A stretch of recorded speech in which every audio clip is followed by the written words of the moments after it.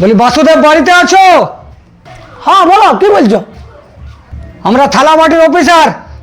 যাক, তোমাদেরকে দুদিন আগে একসঙ্গে পায়ে গেছে, এটা ভালো হয়েছে। তোমরা নাকি তোমার থাল বাটি কাছড়া কাছড়ি করছো, গোটা পুরুলিয়া হাল্লা হয়ে গেছে।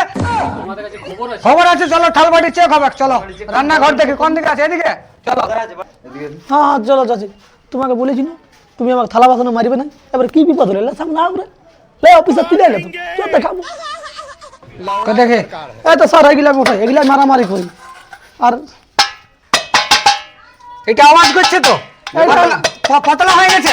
এইটা এই টাকটা মেরে মেরে পাতলা হয়ে গেছে। আপনার ফাইন হয়ে গেছে। ফাইন হয়ে গেছে, এটা তোমাকে ফাইন লাগবে। ফাইন হয়েছে আপনার।